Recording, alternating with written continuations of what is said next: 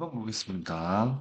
자, 인터넷 사업가들은 만들고 있는데, 일자리 검색 프로덕트를 만들고 있고요. 그래서 일자리를 검색하는 인터넷 사이트라든지 이런 것들을 내는데, 그리고 bringing them, 그것을 가져오고 있습니다. 온라인에 규칙적으로. 그래서 이제 첫 번째 나온 맥락에는 지금 인터넷 검색 프로덕트들이 이제 인터넷에 많이 있다. 그러면서 지난 몇 년 안에 새로운 인터넷 기반의 사업들이 온라인에 오게 되었는데, 네, 여기서의 넷은 앞에 있는 이 비즈니스를 꾸미겠죠? 자, 이 비즈니스들은 사람들이 인턴십을 찾고, 그리고 complete, 온라인 수업을 완수하게 해주고, 그래서 여기서 이제 help라는 동사의 특징이 목적어가 뭐뭐 하도록 돕다라고 해서, 여기서는 find, complete, 네. 자, 요게 병렬 구조를 이루고 있어요. 그래서 자, 온라인 수업을 다 듣게 하는데 어떤 수업이냐면 개인의 어, 고용주 직업 지원서, 그러니까 개별 사장님들께 보내는 직업 지원서에 딱 맞춰진 이런 온라인 수업을 다 듣게 해주거나 아니면 find, 찾게 도와주는데 자원봉사 일을 찾게 도와주는, 그래서 여기서부터 여기까지가 계속해서 앞에 있는 요 비즈니스로 꾸며주고 있고, 자, 그리고 이 자원봉사 일이라는 것은 전시간 고용으로 이어질 수 있는, 자, 요런 일들을 찾게 해줍니다. 자, 요 앞에 나온 맥락하고 무슨 관련이 있는지 보면, 즉, 인터넷에 어떤 사업이 있다, 요즘에. 일자리를 찾게 도와주는 비즈니스들이 있다. 그래서 앞에 나온 맥락에 이어서 설명을 하고 있습니다. 자, 마스터리. 이렇게 일을 숙달하는 것은 의미할 건데, 뭘 의미하냐면, keeping up with, 보조를 맞추다, 따라잡다 이런 뜻이죠. 그래서 빠르게 진보하고 있는 도구를 이것과 발맞춰 가는 것을 의미합니다. 이 소리는 지금 인터넷상에 많이 나와 있는 네, 이런 구직 사이트들, 이런 것들을 도구라고 할 수 있겠고, 자, 이걸 잘 활용하는 게 지금 경쟁력이다, 이런 뜻입니다. 이제 인터넷에서 이렇게 사용할 수 있는 일자리 찾기 도구라든지 자, 이런 것들을 잘 활용할 수 있어야 된다라는 거죠. 이어서 보면은 자, 이것이 주목되어줘야 됩니다. 그런데 그래서 도구가 나오면서 뭔가 새로운 맥락의 내용이 나와요.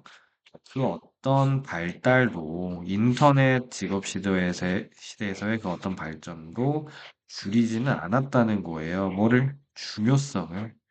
가장 기본적인 일자리 찾기 기술의 중요성을 줄이진 않았다는 건데, 그게 바로 자기를 knowledge, 알고 있는 겁니다. 그래서 지금 핵심 키워드는 요거죠. 아무리 이제 일자리가 찾기 쉬워졌다고 해도 자기를 잘 알고 있어야 된다. 자, 심지어 인터넷 시대에서도 일자리 검색은 시작하는데 뭐와 함께 시작해요? 각각의 직업 능력을 확인해보고 분야에 대한 관심을 확인해보고 그리고 선호되는 직장 환경을 확인하고 그리고 interest 관심들을 확인하는 것으로 시작합니다. 즉, 이 이야기는 결국에는 자기가 원하는 근무 환경이라든지 자기가 가진 능력이라든지 이런 것들을 잘 알고 있어야 된다라는 거고 앞에 나온 맥락에 이어서 자기에 대한 이해, 지식이 필요하다. 이 내용 되겠죠? 자, 리차드 볼의 잘 팔리는 잡 서치 북이 있는데요. 요거는 가지고 있습니다. 중심 테마로서 Self Inventory of Skills라는 것을 가지고 있는데요. 그리고 직장에 대한 선호도를 가지고 있어요. 네. 자, 지금 전문 용어처럼 들리는데 self inventory는 지금 앞에 나온 자기에 대한 이해를 이야기하는 게 되겠죠. 자, 이러한 self inventory라는 것은 계속해서 시작점입니다. 어떠한 직업을 찾는 것에 있어서든지 오늘날 no matter what 무엇이든지 간에요. 어떤 인터넷 기술이 포함되어 있든지 관련되어 있든지 간에 말입니다. 그래서 결국에는 네, 자기에 대한 이해 능력, 다른 말로 하면 self inventory가 중요하다라는 내용이었었고 자, 이 내용 선택지에서 찾으면 자, 3번에 있었죠. 자신에 대한 이해가 결국 중요하다라는 게 핵심 되겠습니다. 22번 볼게요. 자, 용어인데요. 생물학적 통제라는 용어는 자, 지금 전문 용어 나왔는데 자, 뒤에 설명 나올 겁니다. 자, 사용되었습니다. 가끔씩 자, 넓은 맥락에서 사용이 되었는데 뭐 하기 위해서? 온전한 스펙트럼을 다루기 위해서요. 어떤 스펙트럼이냐면 생물학적 유기체 그리고 생물학적 기반을 둔 제품들을 온전히 다루기 위해 사용되었습니다. 그래서 이 첫 문장에서의 키워드는 biological control이 되겠고, 자, 이게 어떤 생물학적 유기체나 생물학적 기반을 둔 제품들을 다 biological control이라고 부른다. 자, 이것은 지금까지 엄청날 정도로 성공적이었는데, 많은 경우에 성공적이었습니다. With a number of past problems. 그래서 우리 with 뒤에 우리 명사 그리고 PP 구조가 나오게 되는데, 그때는 그리고 얘가 이것 되다 이렇게 해석하시면 돼요. 그리고 수많은 해충 문제들이 영구적으로 해결이 되었답니다. 뭐에 의해서요? 수입, 도입 이런 뜻이지. 성공적인 establishment는 이제 잘 자리 잡는 걸 establishment라고요. 그래서 이 천적을 도입시켜서 잘 자리 잡게 하는 것으로 요 해충 문제들이 많이 해결됐다라는 거예요. 그래서 이제 맥락상 이제 생물학적 통제라는 것은 이제 천적을 데려와서 해충 문제를 해결하는 그런 방식이라는 걸 여기서 알아볼 수 있겠죠. 그러면서 이러한 도입의 성공은 그러니까 이제 해충을 도입해 와서 천적을 도입시켜서 해충을 죽이는 이런 성공이 지금까지 제한이 되어 있었습니다. 주로 어디에 제한이 되어 있었냐면은 특정한 생태계 그리고 특정한 해충 상황에 제한이 되어 있었어요. 뭐 예를 들면은 도입된 해충 같은 경우인데 다년생의 생태계에 도입된 이런 환경에 제한이 되어 있었습니다. 그래서 이제 그 다음 나오는 맥락의 내용은 요게 근데 좀 제한적이었다. 천적을 데려와서 해충을 잡는 방식이 모두 다 먹힌 건 아니었고, 좀 제한적으로 먹혔다. 또 다른 한편으로는 이런 접근법은 만나게 되었는데, 제한된 성공과 만났어요.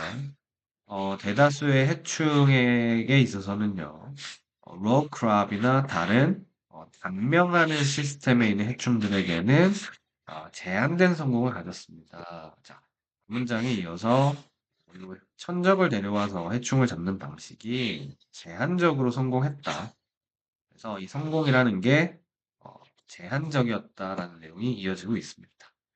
이런 상황에서 문제는 뭐가 아니라요. 부족이 아니라 뭐의 부족?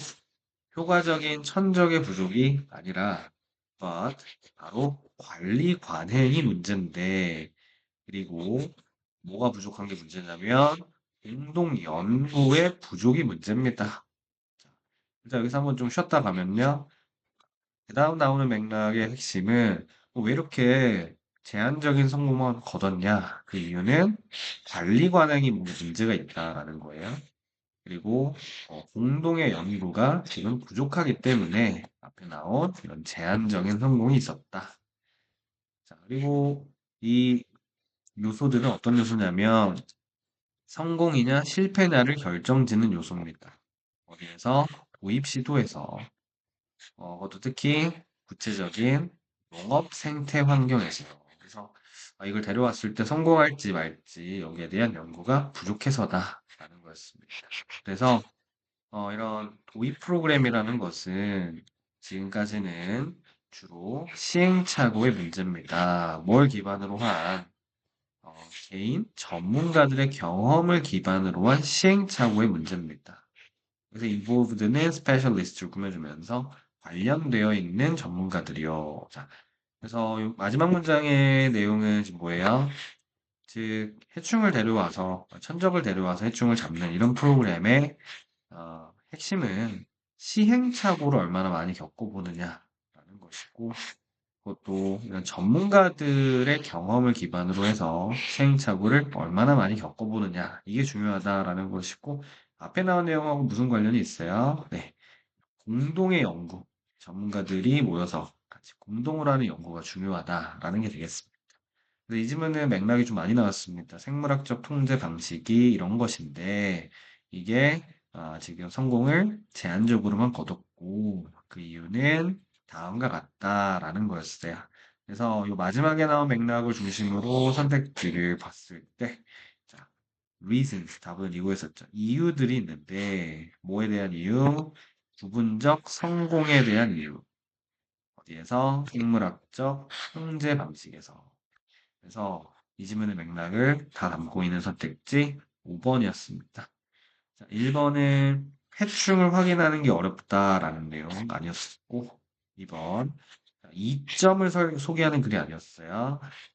3번 방법들을 소개하는 글도 아니었죠. 생물학적 통제 전략을 농업에 적용하는 방법을 설명하는 글 아니었고, 자, 부작용들, 해충을 제거했을 때 나오는 부작용 역시 지문에 안 나오는 내용이었습니다. 23번 보겠습니다. 누구말에 따르면 개인주의자의 형식에 따르면 또 수사학의 어떤 개인주의 형식에 따르면요. 과학에 대한 여전히 많이 사용되고 있는데 특정한 목적을 위해서 그러니까 이제 쉽게 말하면 과학에 대한 어떤 표현에 따르면 중요한 건 이 문장이죠. 발견이라는 것은 만들어지는데 실험실에서 만들어진다고 합니다. 그래서 핵심은 과학에서 발견은 실험실에서 만들어진다라는 말이 있다. 자, 그것은 자, 여기서 그것들은 뭐겠어? 발견들이겠죠. 그것들은 뭐의 프로덕트냐면 프로덕트는 제품이라는 뜻도 있지만 결과물이라는 뜻도 있지. 뭐의 결과물? 영감을 얻은 인내심, 능숙한 손과 질문을 하고 있지만 편향되지 않은 마음. 그래서 여기는 이렇게 형용사가 2번 꾸며주고 있죠. 자, 이런 것의 결과물입니다. 자, 앞문장 이어서 봐보면요. 뭔가 인내심도 있어야 되고요. 능숙한 손도 있어야 되고요. 그리고 편향되지 않은 마음도 있어야 된다는 거. 한 문장이랑 같이 보면 발견은 뭐에서 나오는 거다? 실험실에서 나오는 거다. 실험실 상황을 좀 더 풀어서 설명을 해주고 있지. 자, 게다가 they speak for themselves. 자, 자, 이 발견이라는 것은요. speak, 말을 해요. for themselves, 자신을 위해 말을 합니다. 그러니까 발견은 자신을 위해 말한다는 건 이 한 문장으로 이해하기 힘들잖아요. 그래서 뒤에 comma or, 즉이라는 표현이 나와서 이걸 풀어서 설명을 해줄 거예요. 자, 최소 그것은 너무 강력하게 말을 하고 너무 고집스럽게 말합니다. 자, 그래서 우리 수가 나오고요. 뒤에 수부정사 나오면 너무 뭐뭐해서 뭐뭐 할 수 없다 이런 뜻이 되지. 자, 실험실에서의 발견은 너무 강력하고 너무 고집스러워서. 자, for 편견이 있는 사람조차 뭐 할 수 없어요. 그것을 침묵시킬 수가 없습니다. 그래서 이어지는 내용, 실험실에서의 발견이 정말 강하게 말을 한다라는 새로운 맥락 내용 나오고 있습니다. 그래서 실험실에서 어떤 발견이 발견되면 그거 자체로 엄청나게 강력하죠. 이것은 틀린 것인데, 뭐라고 생각하는 게, 자, 그러한 생각들이 not sincerely held, 진정으로 가지고 있는 것이, 즉, 그런 생각을 진심으로 가지고 있다라고 추정하는 게 잘못될 것일 테지만, 이거 좀 어렵죠. 여기서 말하는 such beliefs라고 하는 것은 이제 실험실에서의 발견을 믿는 게 특히 잘못된 건 아니지만, 예, 하지만 거의 아무도 이렇게 생각하진 않습니다. 바로 그것이, 즉, 실험실에서의 발견이 기반을 제공한다라고 생각하진 않는데, 대중 앞에서의 맥락, 대중적인 맥락에서 행동에 대한 기반을 제공한다고 생각하진 않아요. 말 역시 굉장히 어렵습니다. 자, 이럴 때, 뒤에 있는 내용 집중해 주시고, 지금 새로운 맥락으로 실험실에서의 발견을 가지고서 대중 앞에서 바로 어떤 행동을 취할 수 있는 건 아니다. 자, 이렇게 어려운 내용은 뒤에 설명이 나오기 때문에 뒤에 설명을 좀 더 활용을 해볼까요? 자, 과학자가 있어요. 근데 이 과학자는 이른바 발견이라는 것을 발표합니다. 어디에서? 프레스 컨퍼런스는 기자회견이라 뜻입니다. 기자회견장에서 뭐 없이 먼저 허락하는 것 없이. 자, 우리 허락하다는 목적어가 투부정사도록 허락하다 이런 표현이거든. 전문 리뷰어들이 조사하도록 허락하지 않고 그들의 주장을, 그러니까 실험실에서의 발견만 가지고서 주변에 검증도 안 받고 바로 기자회견을 열어버리는 과학자는 자동으로다가 혹평을 받는데 publicity, 이른바 이제 공개성 혹은 인기를 추구하는 사람이라고 평을 받습니다. 이 문장의 핵심은 그냥 발견만 가지고 주변에 검토를 안 받고 발견만 가지고 남에게 공개를 하면 이거 비난받을 만한 일을 한 거다. 그래서 앞에 나온 맥락이랑 같이 보셔야 되겠죠? 실험실에서의 발견만 가지고서 대중 앞에서 어떤 행동을 취할 수 있는 건 아니다. 항상 검증을 거쳐야 되겠죠? 규범인데요. 과학 소통의 규범은 presuppose, 대리아를 전제로 하고 있어요. 자연이라는 것이 뭐 하지 않아? unambiguously 하면은 ambiguously가 모호하게 이런 뜻이니까 on이 붙어서 애매하게 라는 뜻입니다. 선생님 반대로 말했네요. 미안해. ambiguously가 모호하게 라는 뜻이고요. on이 붙어서 이거는 확실하게 라는 뜻이에요. 자연이라는 건 확실하게 말하지 않는다. 즉 모호하게 말한다라는 걸 전제로 하고 있고 지식이라는 건 지식이 될 수가 없는데 unless 만약 뭐 하지 않으면 이것이 authorized 검증되지 않으면 누구에 의해서 disciplinary 하면은 이 분야의 전문가들에 의해 검증되지 않으면 지식이 될 수 없다는 게 국룰입니다. 이 이야기예요. 과학에서의 국룰 뭐 해야 된다? 자연이라는 걸 애매하게 말하기 때문에 바로 이걸 가지고서 발견을 했다고 해서 공개하면 안 되고 꼭 전문가들의 검증을 거쳐야 된다. 그래서 앞에 나온 맥락에 나온 내용이어서 전문가들의 검토를 꼭 받아야 된다라는 내용이 이어지고 있습니다. 한 과학적인 진실은요, 거의 지위를 갖지 않아요. 언제까지? 이것이 집합적인 결과물이 될 때까지요. 네. 여기서 말하는 집합적인 결과물이라는 건 무슨 의미? 문장의 주변 과학자들 혹은 전문가들의 검증을 받는 걸 집합적인 결과물이라고 하겠죠. 발생하는 것입니다. 어떤 이의 실험실에서 발생하는 것은 단지 한 단계에 불과해요. 뭐 있어서 그것의 구성이 있어서 한 단계에 불과하다는 건 결국에 뭐가 있어야 된다. 다른 검증이 필요하다라는 게 되겠습니다. 그래서 요즘에는 역시 내용이 조금 많이 나왔었는데 발견이라는 게 실험실에서 보통 만들어지는데 이 발견이라는 게 워낙 분명하게 드러나다 보니까 이걸 가지고 바로 공개해도 된다고 생각할 수 있죠. 하지만 그러면 안 되고 반드시 검증을 거쳐야 된다라는 내용이었습니다. 이 내용 담고 있는 선택지 1번이었죠. 과학적 진실로 가는 길, 과학 집단의 승인, 네, 주변에 검토를 받아야 된다라는 맥락이었고 2번은 first means best는 첫 번째가 최고다. 이런 내용인데요. 자, 이런 내용 없었고 3번 외로운 천재가 과학적 발견을 이끈다라고 했는데 외로운 천재가 아니라 꼭 주변 검토를 받아야 된다라는 내용이었어. 4번 과학적 발견들은 혼자서 말한다라고 했는데 혼자서 말하면 안 되고요. 반드시 검토를 받아야 된다라고 했어요. 사회적 편견이 장애물을 제시합니다. 과학 연구에 있어서 이 질문에 어떤 사회 편견이라든지 이게 제시하는 장애물, 방해 이런 내용 안 나오기 때문에 1번 선택지 골라줘야 되겠다. 31번 한번 보겠습니다.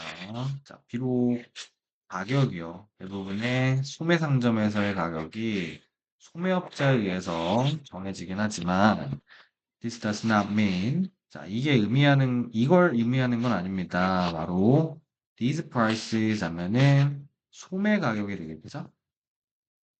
소매 가격이 빈칸이라는 걸 의미하는 건 아니에요. 자, 이 지문에서 우리가 확인해야 될 내용은 소매 가격의 특징을 잡아주셔야 됩니다. 소매 가격은 어떠한 것이냐. 그런데 앞에 부정어가 있기 때문에 자, 이 부정어를 좀 고려해서 판단을 해줘야 되겠지? 우선 소매 가격에 대해서 뒤에서 뭐라고 했는지 찾아보면은 어떤 특정한 날에 우리는 알게 됩니다. 모든 제품들이 특정한 가격표가 있다는 걸요. 당연한 이야기죠. 하지만 이 가격은 다를 수 있는데요. 매일매일 다를 수 있고 매주 다를 수 있어요. 자, 지금 일반적인 가격에 대해 이야기하고 있습니다. 가격은 변동성이 있다. 자, 가격인데 농부가 도매업자에게서 받는 가격은 훨씬 더 유동성이 있어요. 매일매일. 자, 요거는 가격이긴 가격인데 도매 가격이죠. 우리가 지금 찾아야 되는 정보는 소매 가격입니다. 뭐보다 소매업자가 소비자들의 청구하는 가격보다 자, 여기서 소매가에 대한 정보를 얻을 수 있는데 자, 이 부분 소매업자가 청구하는 가격 요거는 소매가입니다. 자, 이 소매가는 어떻다? 어, 도매가보다는 덜 유연하다. 도매가가 더 유연하다라고 했으니까 아, 이 소매가는 어떻다? 첫 번째 덜 유연하다라는 정보 알 수 있다. 나오면 적을까요? 덜 유연. 이어서 예를 들어서 안 좋은 날씨는 poor potato crop 감자 작물이 형편없어지는 것으로 이어질 수 있고 그 다음에 가격인데 슈퍼마켓이 지불해야 되는 가격 도매업자에게 지불해야 되는 가격이 즉 도매가죠. 오르게 될 거고요. 그리고 이것이 반영이 될 겁니다. 어디에? 그들이 매장, 슈퍼마켓에서 표시하는 가격에 반영이 될 거예요. 그래서 여기서 소매가에 대해서 알 수 있는 내용, 감자 작물이 좀 잘 안 나오면 결국에는 요 가격이 어떻게 됩니다. 소매 가격에서도 반영이 될 것이다.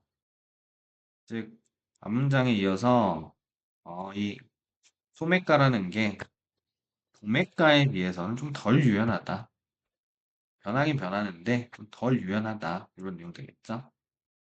그 앞에 도매가에 비해 덜 유연. 그러므로 이 가격은 정말이지 반영하는데 상호작용을 반영합니다. 수요 공급의 상호작용을 반영해요. 더 넓은 시장에서 임자에 대한 그래서 소매가라는 것도 어떻다? 결국에는 이 수요 공급의 상호작용을 반영한다. 그래서 소매가는 수요 공급의 상호작용을 반영한다.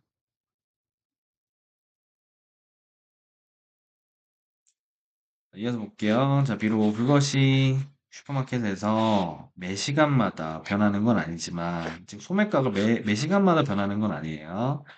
그 지역의 변화를, 또 수요 공급에서의 변화를 반영하기 위해서 막 실시간으로 변하는 건 아니어도, 소매가는 결국에 시간이 지나면 변한다는 거예요. 근본적인 상황을 반영하기 위해서는요. 전반적인 생산에, 그리고 재화에 대한 수요에 문제가 되고 있는 재화의 수요의 상황을 결국에 반영하게 된다는 겁니다. 그래서 소매가에 대해서 마지막에서 결국에 시간이 지나서 변한다라는 겁니다. 그래서 소매가라는 건 결국에 시간이 걸려 바뀐다라는 거죠. 빠릿빠릿하게 도매가만큼 바뀌는 건 아니어도. 자, 그러면 빈칸에 들어갈 정보를 모았는데 여기서 조심해야 될 거 앞에 not이 있었기 때문에 이 내용을 그대로 넣으시면 안 되고 이 내용의 반대를 머릿속으로 정리를 해주셔야 됩니다. 자, 이 내용의 반대 뭐라고 할 수 있을까요? 적어보면은 도매가에 비해 덜 유연하다의 반대는 뭐야? 도매가보다 더 유연한.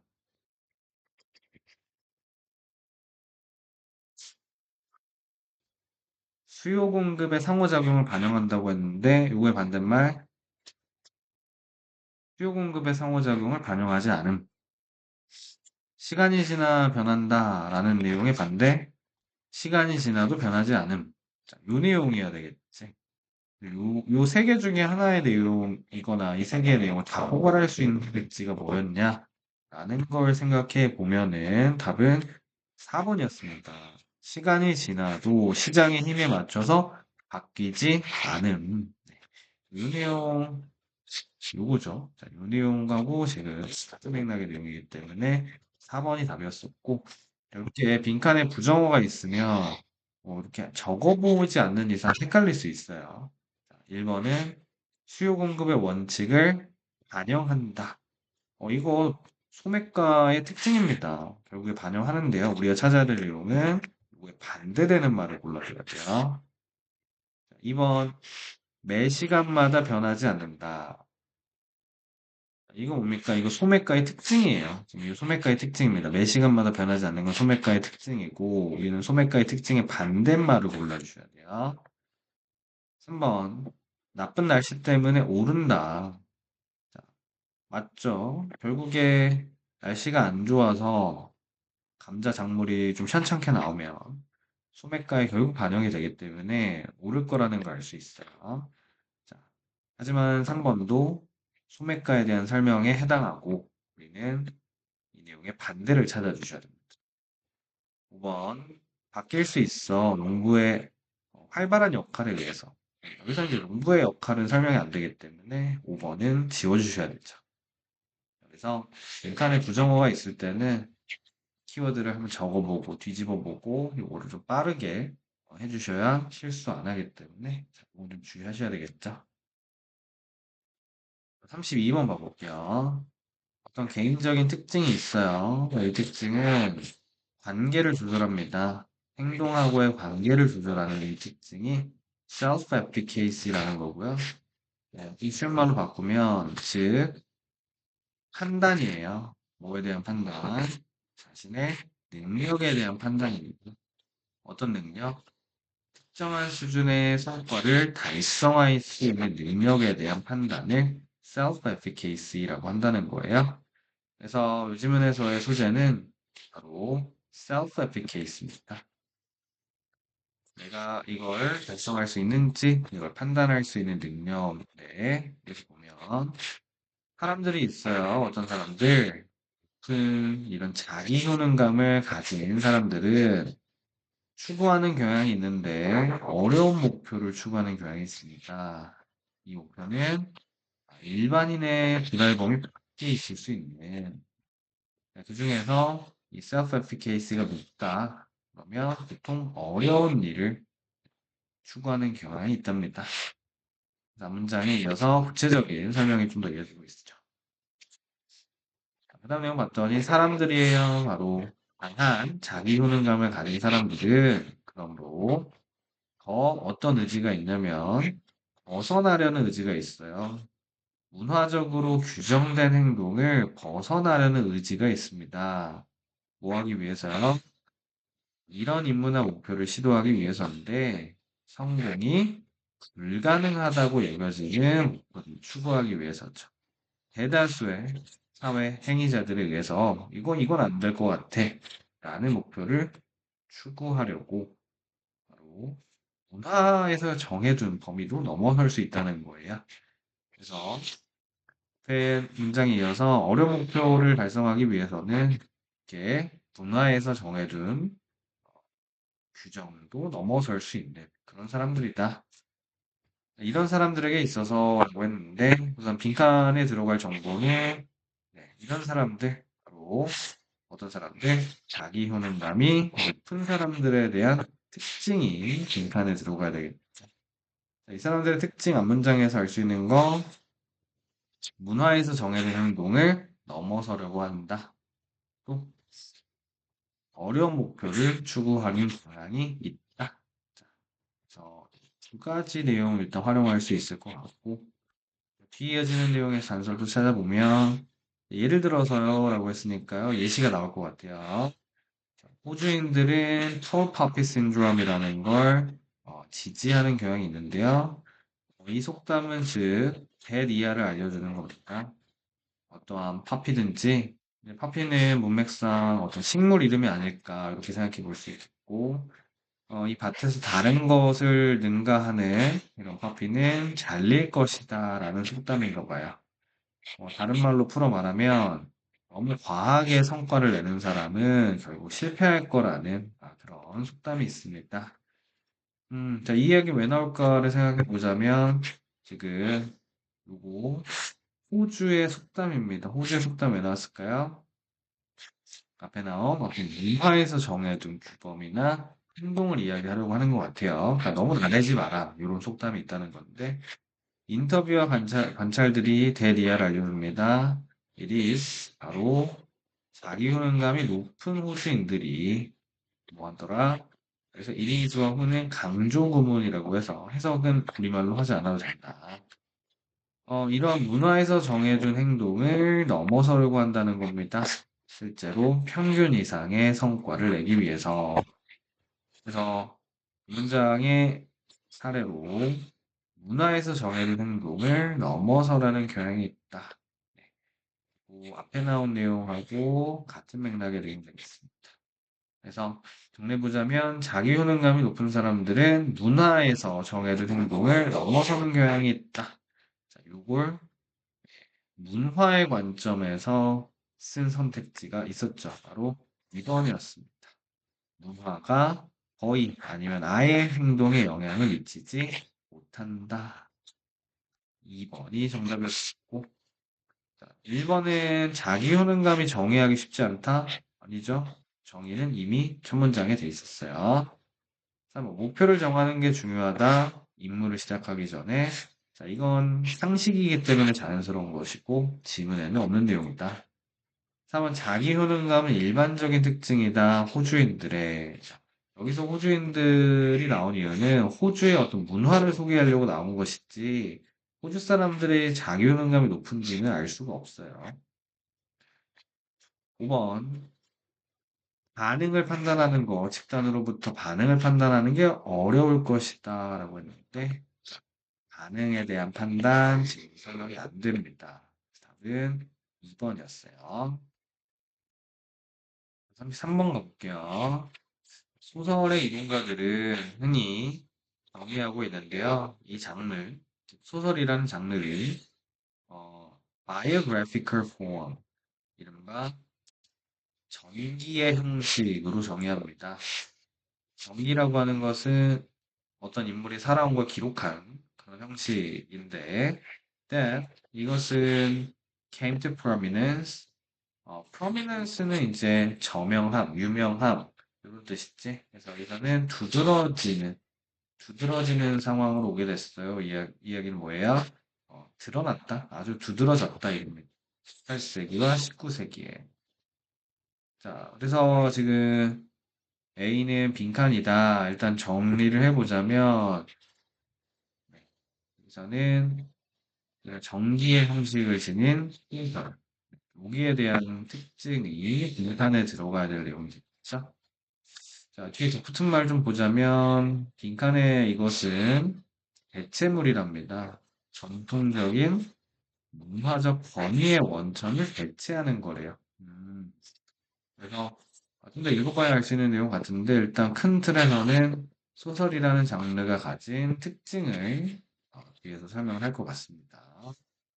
자, 소설은요, 이 사람이 주장하길 추구하는 건데, 형태를 제공함으로써 뭐 하는 걸 추구해요? 발견하고 구성하는 걸 추구합니다. 뭐를요?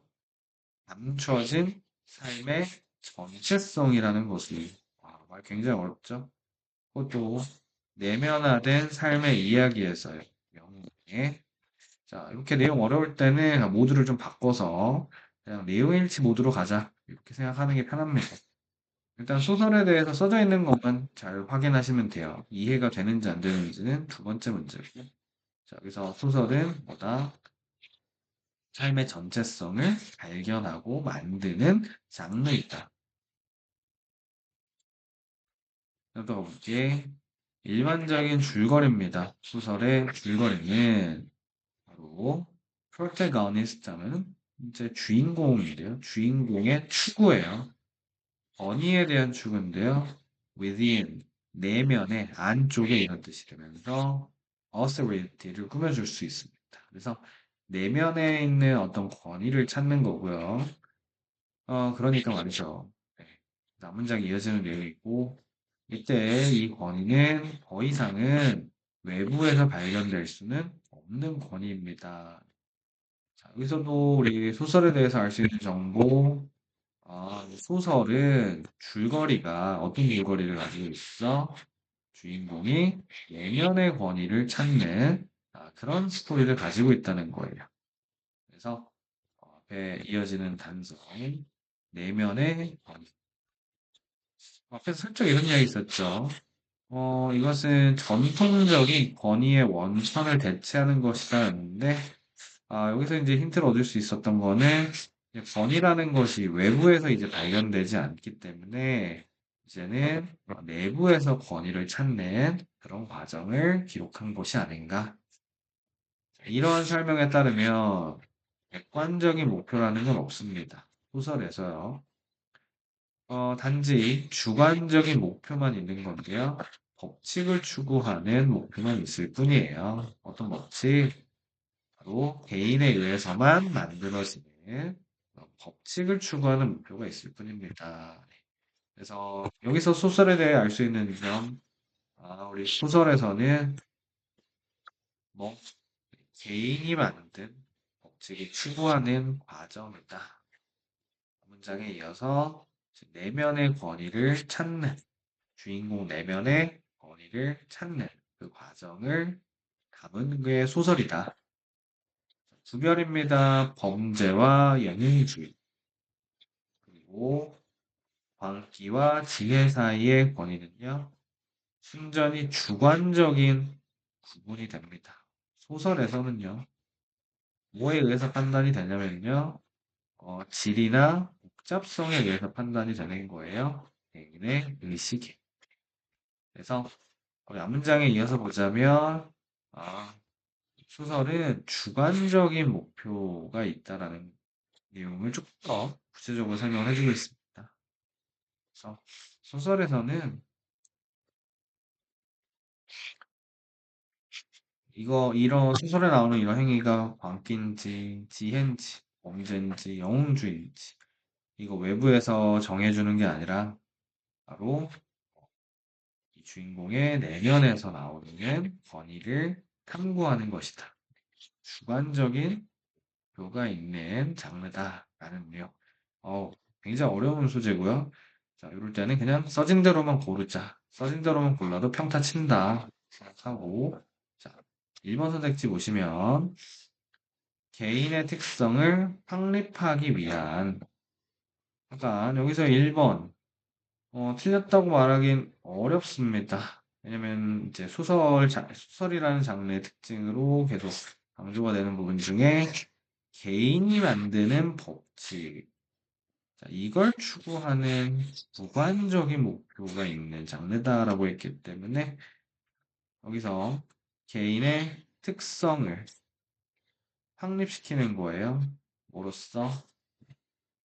권위의 원천의 대체물로서.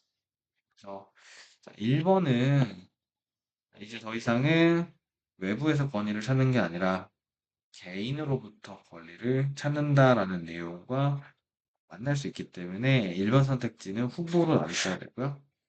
2번은 의심을 하는 거예요. 범인의 정체성에 대해서. 이 범인이 누군지 혹은 이 정체성이 뭔지 이거 의심한다는 내용은 없었죠. 2번은 복잡한 구조를 강조합니다. 사회적 의식. 사회의식, 사회적 의식, 요 소재는 등장하지 않았습니다. 4번, 객관적인 구분을 하는 거래요. 범죄와 영웅주의 사이에 라고 했는데, 객관적인 것이 아닌 주관적인이라는 개념이 들어와야 되겠죠? 자, 5번은 내면의 자아를 키우는 건데요. 영웅의 자아를 키우는 겁니다. 뭐로요? 집단 지성으로.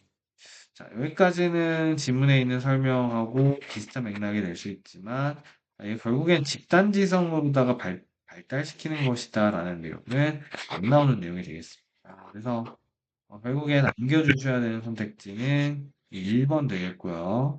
지금처럼 소재가 너무 어려울 때는 내용 일치라고 생각하고 내용에 일치하지 않는 걸 지우는 방식으로 접근해 주는 게 가장 중요하다.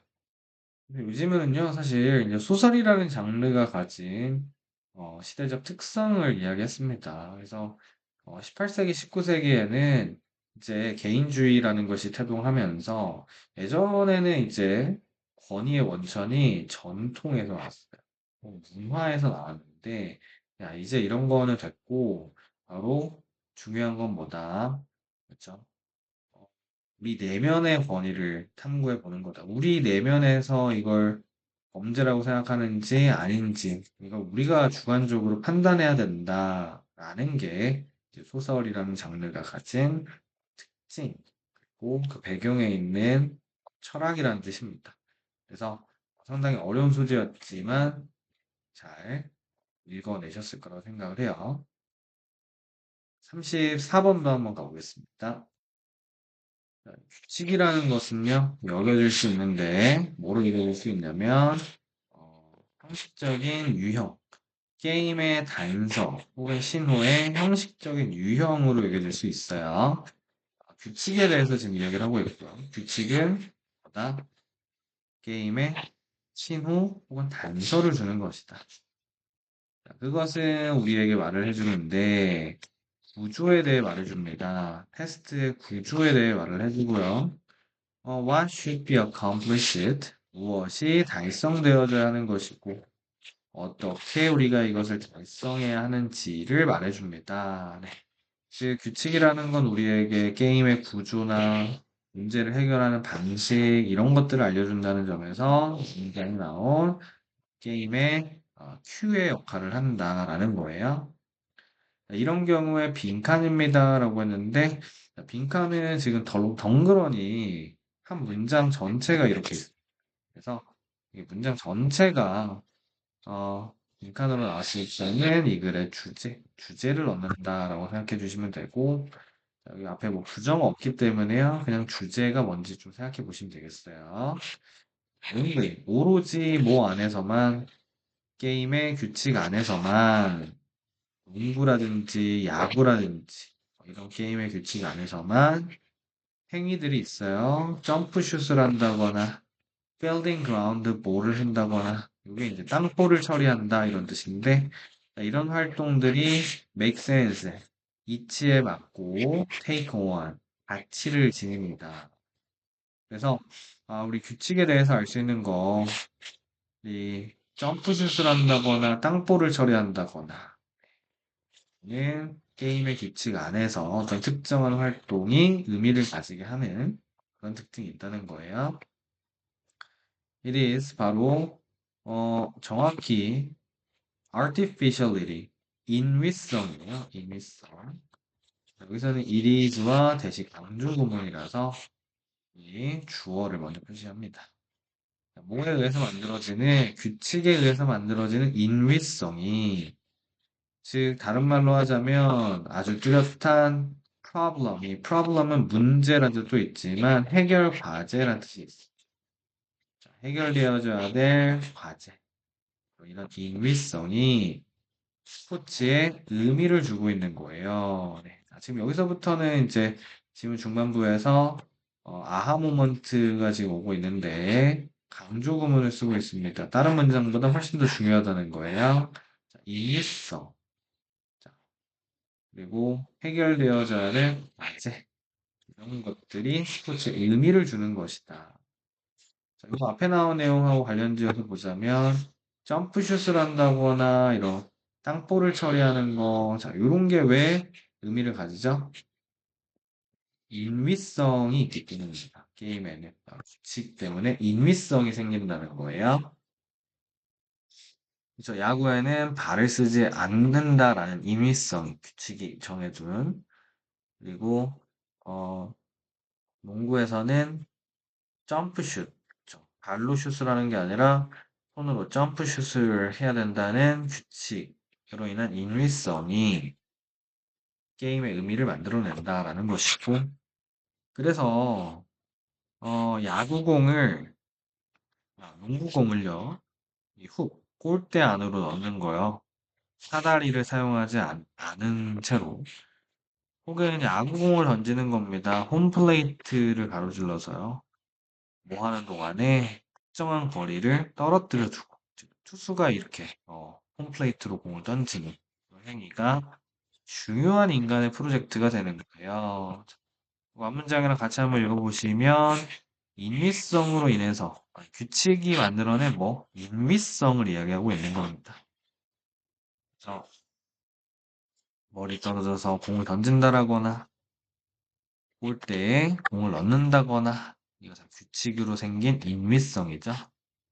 아마도 규칙을 지키는 것은 뭐 할 뿐 아니라 스포츠를 보존할 뿐 아니라 또한 맥스룸 여지를 만드는데 creation of excellence 그렇죠. 탁월함이 만들어질 여지를 만들어내고요. 그리고 의미의 등장을 만들어냅니다. 이런 임의성으로 인해서 탁월한 선수가 누군지도 나오고요. 의미도 생겨나게 된다라는 거예요. 행위에 참여하는 건데요. 어떤 행위? 사소하다고 여겨질 수 있는 행위입니다. 어디에서? 일상생활에서는 앞에 나왔었던 골대에 공을 넣는 행위라든지 이런 거 경기장이 아닌 바깥에서 한다고 해보세요. 굉장히 쓸데없는 짓이라고 할 수 있겠지만 이게 우리를 약간 자유롭게 합니다. 그리고요, 뭘 가능하게 하냐면 우리의 능력을 탐색하는 걸 가능하게 해보죠. 어디에서? 제한된 환경에서요. 그래서 어, 앞문장에 이어서 보자면 규칙에 맞춰서 이런 행동을 해보는 것은 우리를 자유롭게 해주고 우리의 능력을 탐색하게 해주는 그런 기능이 있다라는 겁니다. 그래서 결국 유지문이 말하고자 하는 핵심은 규칙이 만들어낸 인위성이 스포츠의 의미를 만들어낸다라는 거였고, 자, 우리 요 내용 2번 선택지에 있었죠. 이 규칙은 problem, 과제란 뜻으로 이해해 주셔야 됩니다. 과제를 만들어내는데요.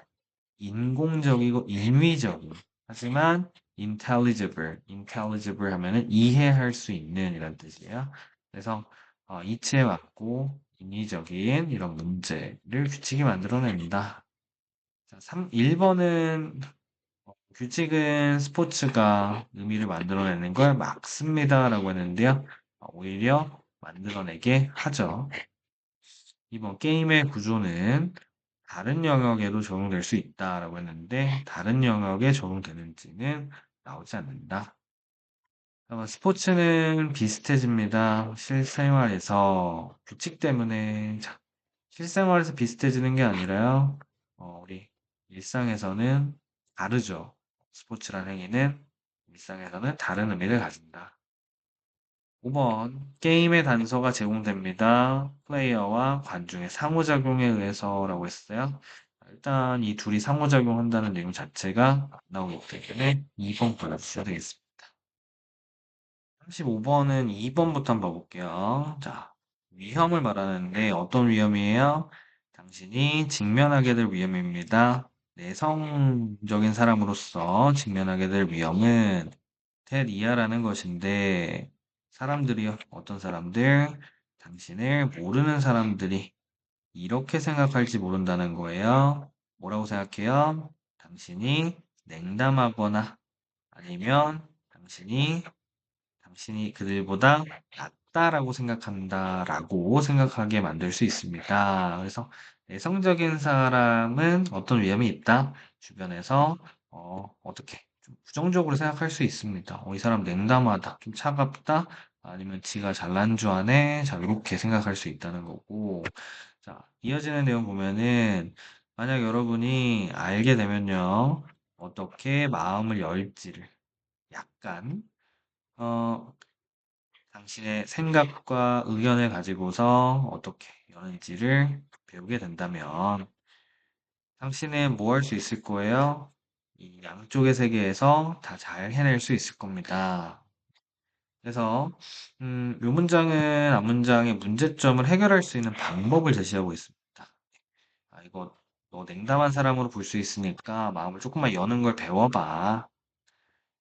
이런 내성적인 사람은 온라인을 선호하는데요. to는 뭐뭐보다라는 뜻이 됩니다. 그래서 prefer A to B 구조에서 즉 prefer 뒤에 to가 나오면 여기서 to는 뭐뭐보다라는 뜻이 돼요.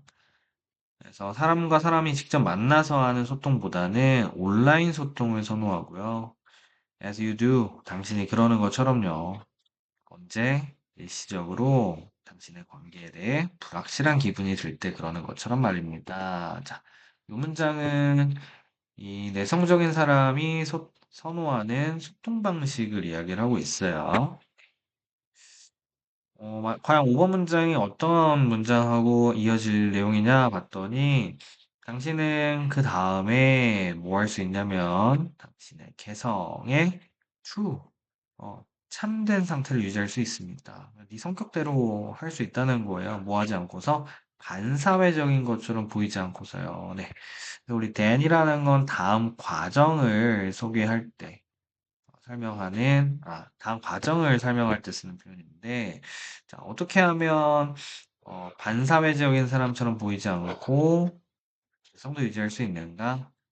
바로 여기였었죠. 해결책을 제시하는 맥락이 3번에 나왔고, 자, 온라인 소통을 선호한다고 해서 반사회적인 것처럼 보이지 않고 개성도 유지할 수 있다. 자, 이거는 그냥 선호에 대해서만 이야기하고 있기 때문에, 자, 4번 다음에 5번이 오는 건 맥상 적절하지 않았습니다. 그래서 4번 선택지가 흐름과 무관하다. 16번 질문 가볼게요.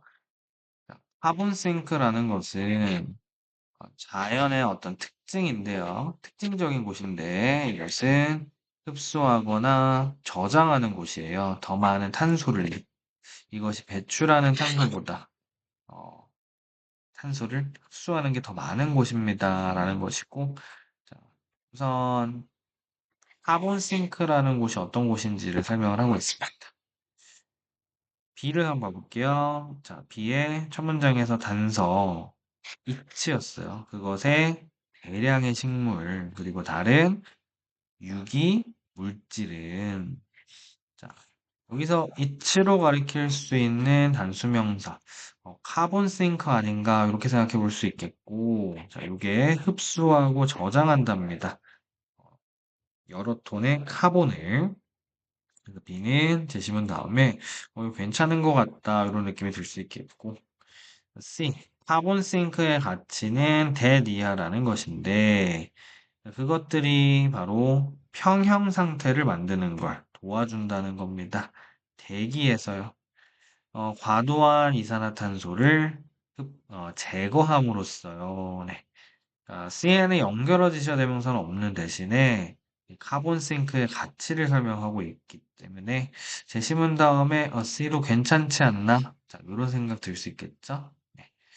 이 상황에서는 A로 원산상을 잡아야 될 것 같습니다. 자, A의 단서 침착하게 보시면 있었어요. 바로 이러한 과도한 이산화탄소라는 부분. 자, 요거로 가리킬 수 있는, 이 지시어로 가리킬 수 있는 단어나 내용이 B에 있었냐, C에 있었냐, 라는 건데요. 자, B의 마지막 문장 이런 내용이 있었어요. 이산화탄소가 나오고요. 이산화탄소는 산업 과정 동안에 배출된 이산화탄소. 이게 엄청 증가시켰다는 겁니다. 뭐를요? 탄소의 비율을 엄청 증가시켰다는 거예요. 대기에서. 자, 요거 과도한 이산화탄소에 해당하는 내용으로 올 수 있는 그런 의미였고, 반면에 C는 마지막 문장이 여기였습니다. 여기였었고요. 한 가지 사례로, 카본싱크의 사례로 숲을 제시하고 있습니다. 항상 마지막 문장과 첫 문장을 비교해야 된다라는 걸 생각해 보면, C의 마지막에는 과도한 이산화탄소 안 나왔어요. 그래서 B랑 A를 먼저 한 쌍으로 잡아주고, 그 다음 순서를 고민해 줘야 되겠지? 자, B, A 다음에 자, C 한번 되는지 볼게요. 자, A 마지막 문장. 자, 그것은 4분의 1의 산업용 탄소 배출을 흡수합니다. 그리고 이것은 절반 정도 일을 한다는 거예요. 모든 지구의 카본 싱크가 합쳐진 것의 절반 정도 일을 합니다. 자, 이 B의 it, 그것의 대량의 식물과 유기물질로 가리킬 수 있는 단수명사 있었는가 생각해 보면, 자, 거기 없어요. 네, 없습니다. 그래서, 어, A 다음에, 잠깐만. 자, 바보같이 했네. 네. A 다음에, B, A 다음에 다시 B를 읽어버렸죠? 네, B, A 다음에 C를 봐주셔야 됩니다. 자, C를 볼게요. 어, A의 마지막 문장은 카본싱크라는 게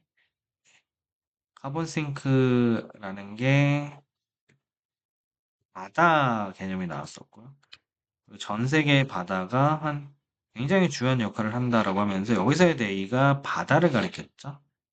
카본싱크의 사례로 바다가 나와서 바다가 하는 일이 엄청나다 그런 내용이었었고, C는 카본싱크의 가치가 소개가 되고요.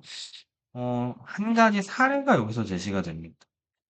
그래서 카본 싱크의 사례가 여기서부터 지금 출발하고 있다 보니까 A 다음에 C, 자, 요 선택지는 소거를 해주셨어야 되고요.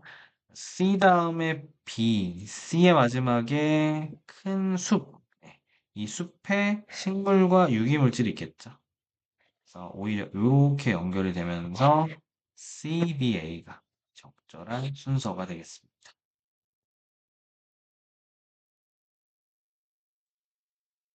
7번 볼게요. 홍보하는 겁니다. 매력적인 한 국가의 이미지를 홍보하는 것은 새로운 건 아닙니다. 하지만 상황이요. 뭐 하는 상황? 소프트 파워를 만들어내는데 노력하는 이런 상황이 엄청 바뀌었어요. 최근 몇 년간. 첫 번째로다가 거의 절반 정도의 국가들이 전 세계에서 지금은 민주주의 국가들입니다. 네. 그래서 지시문의 마지막 내용은 지금 거의 전 세계 절반 정도는 민주주의 국가들이다.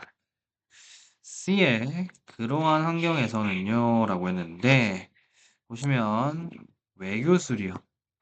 또 대중의 여론을 겨냥한 이 외교술이 중요해질 수 있습니까? 결과에 중요해질 수 있는데요. 자, 여기서 잠깐 그러한 환경들로 부를 수 있는 내용, 뭐라고 할 수 있어요? 지금 대중의 여론이 굉장히 중요한, 여론을 관리하는 게 중요하다라는 걸 봤을 때 민주주의 상황을 가리킬 수 있죠. B 후보로 놔두셔야 되고, C는 사람들이 정보에 압도당할 때입니다. 그들을 마주하고 있는 정보에 압도당할 때 그들은 어려움을 가져요. 어려움을 가진다 뒤 ing는 뭐뭐 하는데 라는 뜻입니다. 어디에 집중할지 아는 것에 어려움을 가집니다. 라는 내용이에요. 이 내용은 지금 연결어 지시대 명사는 없습니다. 대신 정보가 너무 많으면 어디에 집중해야 될지 모른다라는 내용이고, 자, 연결어지셔야 대명사 없으면 앞 내용과 같거나 구체적인 설명이어야 된다라고 생각해 보세요. 지금 민주주의 상황을 설명할 만한 내용은 아니죠. 따라서 B로 가주는 게 맞습니다. 자, B를 이어서 보시면 정보는 힘을 만들어내고요. 오늘날 점점 더 많은 전 세계 인구의 부분이 접근을 가지고 있습니다. 그러한 힘에 대해서 접근을 가지고 있어요. 네. B의 마지막은 요즘에 정말 많은 사람들이 정보에 접근을 가지게 된 상황이다라는 것이고, 자, 여기서 C는 정보에 압도당하는 상황을 이야기하고 있고요. 자, A는 기술적 진보가 뭐로 이어졌냐면 급격한 감소로 이어졌습니다. 어디에서의 감소요?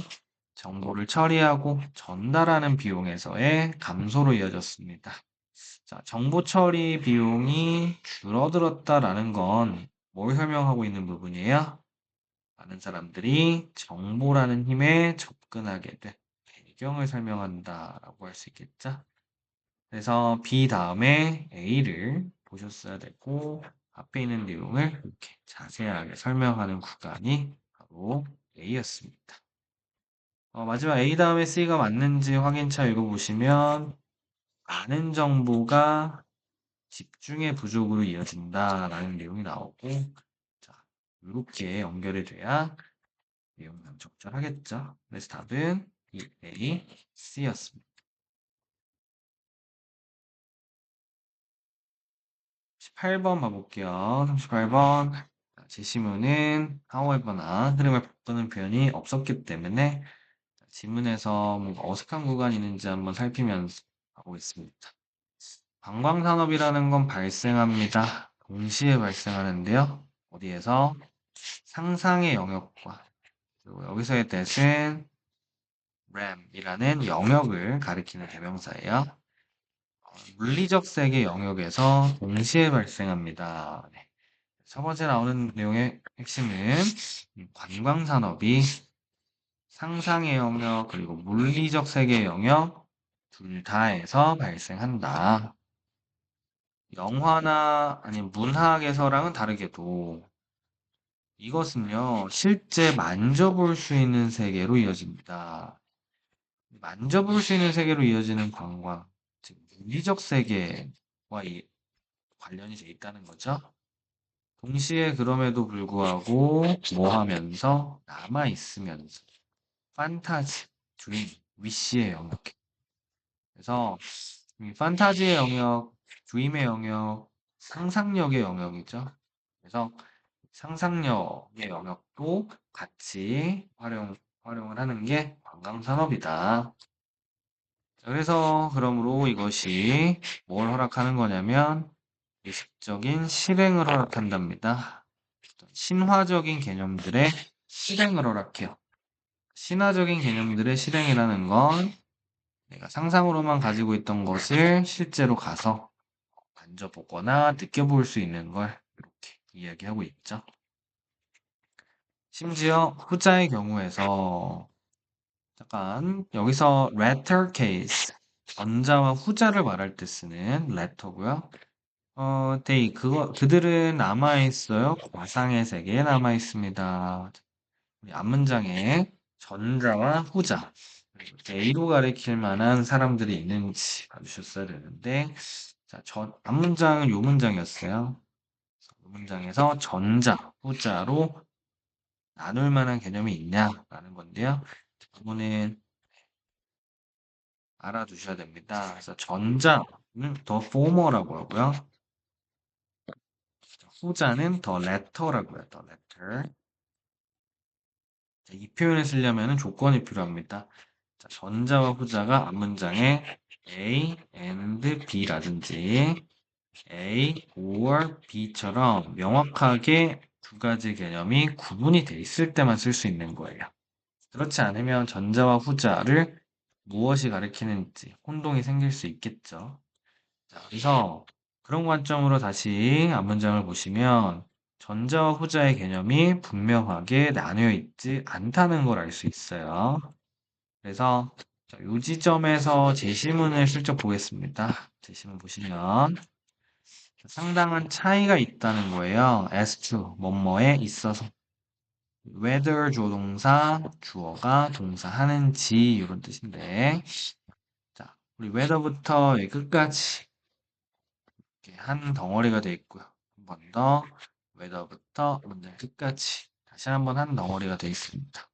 그래서 A or B로 구분이 되어 있어요. 여기는 그래서 A인지 B인지에 대한 차이가 있다라는 내용이고 A는 이런 내용입니다. 사람들이 영화를 봐요. 히말라야에 대한 영화를요. 그리고 나서 흥분이 되는 겁니다. 이런 사람의 손길이 닿지 않은 자연에 흥분을 하는 거예요. 이런 장엄한 산봉우리들의 TV로 이제 히말라야를 보는 경우가 있고요. B는 일어나서 그냥 네팔로 트레킹을 가는 경우가 있어요. 여기에는 상당한 차이가 있다라는 거예요. 여기서 전자와 후자라고 구분할 수 있는 건 A가 전자, B가 후자가 되겠죠.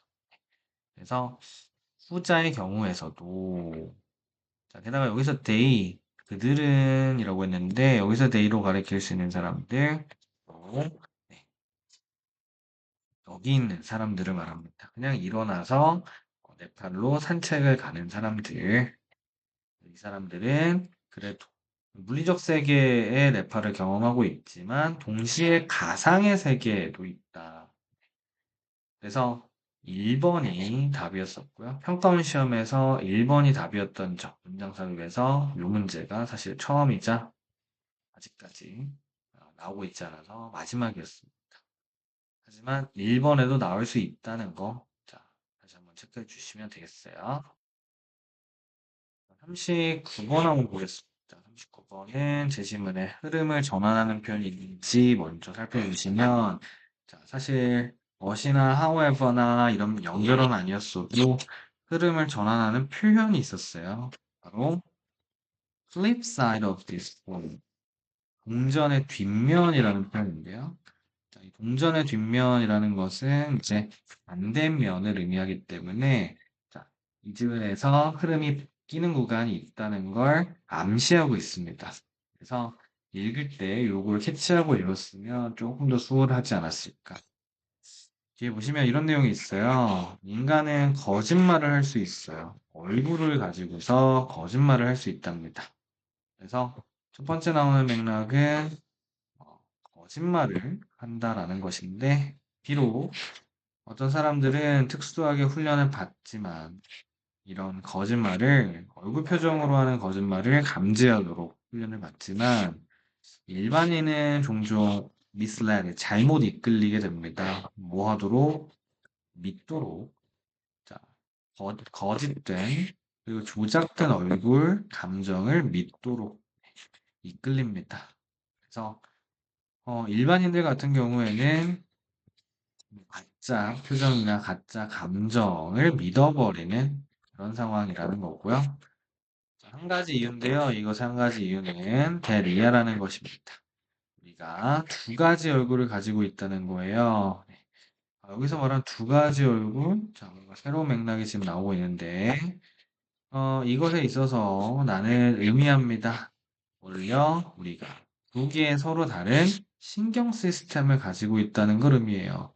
여기서 필자가 두 가지 얼굴을 가지고 있다는 건 우리의 신경 시스템이 두 가지 종류가 있다라는 것이고, 이게 우리의 얼굴 근육을 조절하는, 그리고 조작하는 시스템이 두 가지가 있다는 뜻이래요.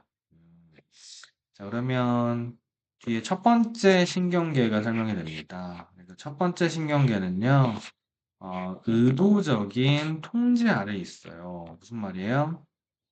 우리가 의도적으로 통제를 할 수 있는 시스템입니다. 색깔을 좀 구분을 해볼게요.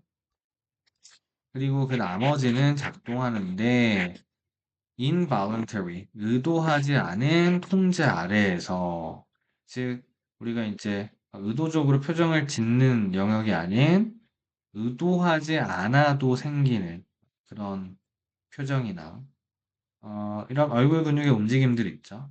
그런 영역도 있다라는 것이고, 자, 여기서 두 갈래로 신경계가 나뉘는, 조금 더 단순하게 말하면 자발적으로 통제할 수 있는 신경계고, 우리가 자발적으로 통제할 수 없는, 자, 그런 신경계로 나뉘는데, 보도된 사례들이 있어요. 어떤 사례들? 사람들의 사례입니다. 이 사람들은요, 신경계를 다친 사람들이에요. 어떤 신경계?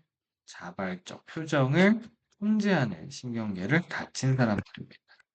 그래서 이 자발적 통제 아래에 있는 시스템을 다친 사람들의 사례가 지금 나오고 있어요. 그들은 여전히 얼굴 표정은 가릴 수 있지만 뭐 할 수는 없어요. deceitful, 속이는 표정을 만들어낼 수는 없습니다. 자, 무슨 의미예요? 일부러 가짜 표정을 만들어낼 수는 없다는 것이고요. 문장에 이어서 이 사람들은 어떤 사람들이에요? 자발적인 표정, 의도적인 표정을 만들어낼 수 없는 사람들입니다. 왜? 그 영역을 담당하는 신경계를 다쳤기 때문에. 그래서 당신이 보는 감정은 뭐예요? 그들이 느끼는 감정이에요. 왜냐면 그들은 잃어버렸으니까요. 그에 필요한 자발적 통제 능력을 잃어버렸기 때문입니다. 그것도 가짜 얼굴 표정을 만드는 데 필요한 통제력을 잃어버렸기 때문이에요. 그래서 앞 문장에 이어서 이 사람들은 가짜 표정을 만들어낼 수 없기 때문에 얼굴에 느끼는 그대로가 드러난다라는 거예요. 이 사람들은 시스템을 다친 겁니다. 어떤 시스템이요? 비자발적 표정을 통제하는 시스템이요. 잠깐만요. 지금 보시면 여기서 말하는 사람들은 비자발적 표정을 통제하는 시스템을 다친 사람이라고 하고요. 지금까지는 우리 어떤 맥락?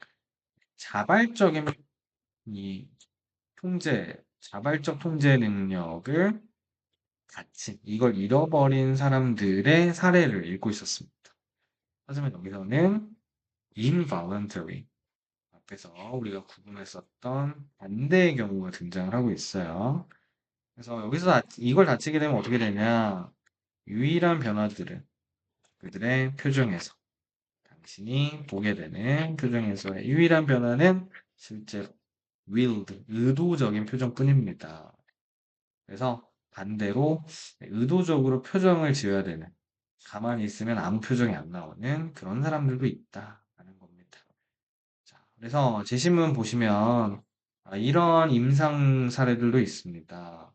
바로 이것의 반대면을 보여주는, 그래서 앞에 나온 상황과 반대되는 상황을 보여주는 지점, 바로 5번이 제시문이 들어갈 위치가 되겠습니다. 그래서 지문에 이렇게 두 가지 개념이 대립돼서 제시가 되면 지문에서는 이 두 개를 잘 구분하면서 읽는 게 중요하다 했어요. 40번 보겠습니다. 40번. 자, 절반 정도까지 가고 A를 먼저 해결해 볼게요. 어떤 주제 영역에서요. 탑픽들은 서로서로 위에 쌓이게 됩니다. 대칭적인 방식으로요. 그래서 습자는 반드시 거의 확실히 한 토픽을 마스터해야 돼요. 뭐 하기 전에? 다음 단계로 넘어가기 전에. 우선 핵심은 어떤 영역은 반드시 하나를 끝내야 다른 영역으로 갈 수 있는 그런 과목들이 있다. 예를 들자면 초등학생은 반드시 더하기 원칙을 마스터해야 됩니다. 뭐 하기 전에요? 곱하기로 가기 전에. 왜냐면 바로 곱하기라는 것은 extension, 연장이기 때문이에요. 더하기에. 그래서 거기에 대한 사례로 산수가 나오고 있습니다. 더하기를 해야 곱하기를 하는 것처럼. 이와 유사하게도 메디컬 스튜던트는 전문 지식을 가지고 있어야 되는데 인간의 해부학에 대한 지식이 있어야 그 다음에 수술 기술을 배울 수 있다는 거고요. 자, 잠깐, 이때 similary는 공통점 있는 사례를 제시하기 때문에 여기까지 결국 무슨 내용일 수밖에 없다. 하나를 배워야 다음 단계로 넘어갈 수 있다. 라는 맥락이겠죠. 이 지점에서 A를 한번 보겠습니다. 자, vertical transfer라는 것에서는요, 더 낮은 수준의 지식이 어때요? A해요. 뭐 하기 전에 한 사람이 proceed, 나아가기 전에 더 높은 수준으로, 네. 즉, 더하기를 배워야만 곱하기로 갈 수 있다고 한 것처럼 낮은 수준의 지식이 필수적이다. 괜찮고요. practical, 실용적이다. 실용적이다. 틀렸습니다. 자, 실용적인지 아닌지는 안 나왔고요. 쓸모없다. 틀렸죠? 필수적이다가 답이 되겠습니다. 1번 아니면 5번이라는 소리인데, 자, B를 내친기만 읽어볼까요? 그 lateral transfer라는 것은 반대로 이러한 지식이 도움이 될 수 있습니다만 요구되지는 않아요. 즉, prior, 이전의 선행 지식이 도움이 될 수는 있어도 필수적인 건 아니다. 이거 괜찮다. unbiased는 뭐야? 공정한이라는 뜻입니다. 공정한 지식이 도움이 될 수는 있다? 자, 이건 조금 말 좀 어색하긴 한데 확인차 한번 읽어보면 되겠어요. 이 vertical transfer가 아닌 lateral transfer가 나오는 시점까지 쭉 가주시면 되겠어요. 그래서 쭉 보시면 여기 vertical transfer 이야기고, 자, 여기 in other cases 다른 경우를 설명하는 부분 볼게요. 한 토픽의 지식이 학습에 영향을 미칠 수 있습니다. 두 번째 토픽. 비록 첫 번째가 필수 컨디션 조건은 아니더라도. 그러니까 여기서 하는 말은 한 토픽을 알고 있으면 어느 정도 다음 토픽을 배우는데 영향을 줄 수는 있어. 근데 이거 필수 조건은 아니야. 이것까지만 보더라도 어떤 지식, 그 이전에 어떤 한 지식, 공정하냐 아니냐, 이 내용이 지금 안 나오고 있죠. 그래서 1번 선택지를 요 지점에서 골라주시고 확인차 읽어주는 게 훨씬 더 빠르겠습니다.